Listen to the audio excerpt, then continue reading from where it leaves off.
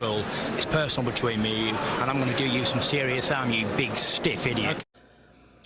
The Untouchable True School Sports Empire proudly presents something the boxing games are missing. Hey, what's going on? It's your boy BT, and I came here to talk some boxing with the thousands of True School Sports subscribers. Now, a couple things to cover in this video. First and foremost, Showtime Boxing released a interview that they conducted with Terence Crawford during the Hall of Fame weekend, and a lot of people are losing their minds that, you know, this is already early promotion for Crawford Spence.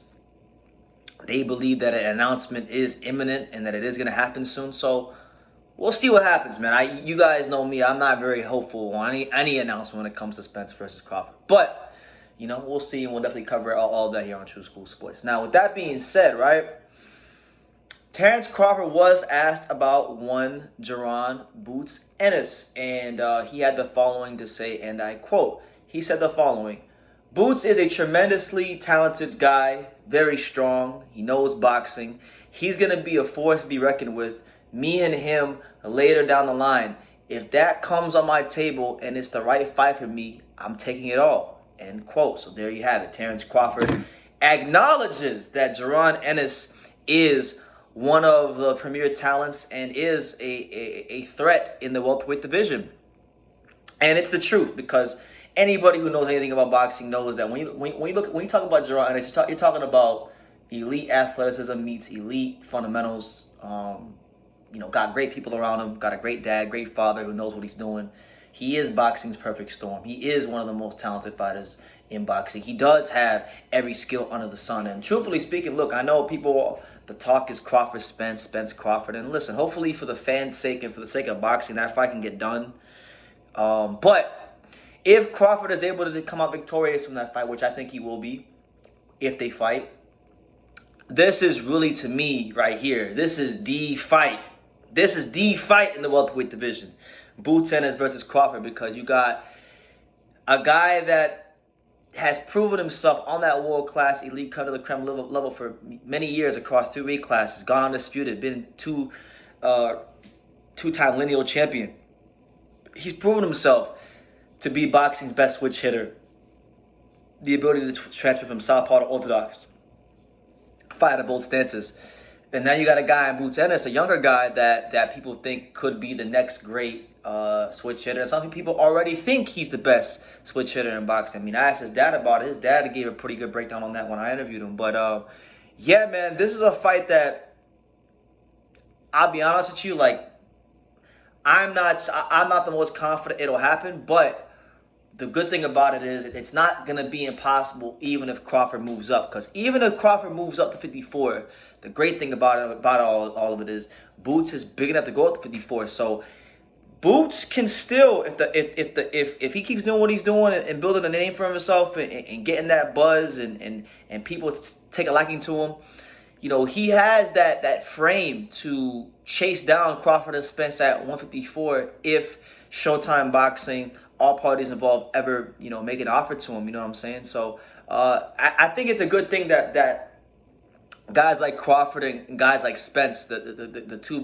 of the biggest names in the division and two of the bigger names in boxing, these guys are now starting to have Jaron Ennis' name in their mouth, and you know, with probably another 2 or 3 spectacular performances, it really shouldn't be too long before Jaron Ennis has these guys' names on a contract to sign. And I know I asked Boots, I talked to him.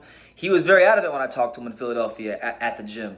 He said, look, man, a lot of these guys in boxing, they talking a good game, they're capping, you know, it's time to shut up and sign a contract. And I'm right there with them. So the good thing about Boots is, you know, if Spence beats Crawford, right, or if Crawford beats Spence, he will be the IBF mandatory for the winner. So the winner of this fight is going to be tasked with the inevitability that this guy is your mandatory challenger, and he just happens to be the mandatory challenger with the most strict governing body of them all. Nobody really enforces the mandatories quite like the IBF. So this could go well for Ennis, and one of these guys will be forced with the decision of, do I go up to 154 and try to chase some fights up there, or do I fight this young hungry lion, this young killer from Philadelphia who's chomping at the bit and waiting for his moment to shine against a top name like a Spence, against a top name like a Crawford.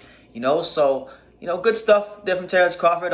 Hopefully, like I said, hopefully for the boxing fans' sake and the health of the sport, this fight can get done sooner rather than later because, as you guys have heard from me many times, I've grown very frustrated with the Crawford-Spence negotiations because I really don't feel like we should be going through all this trouble for this fight to get made. But this fight should have been made already.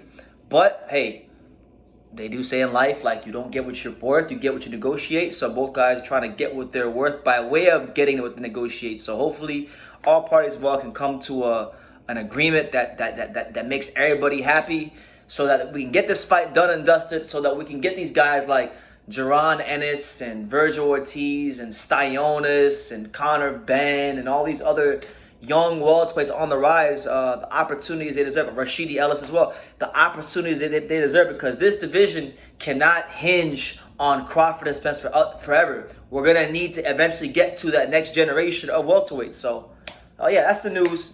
Terence Crawford acknowledges that Jaron Ennis is a threat in the welterweight division and that he could be fighting him in the not-so-distant future, So, make of that what you will. Let me know who you guys think in the comments down below. Who would you favor in a Crawford versus Jaron Ennis matchup and why?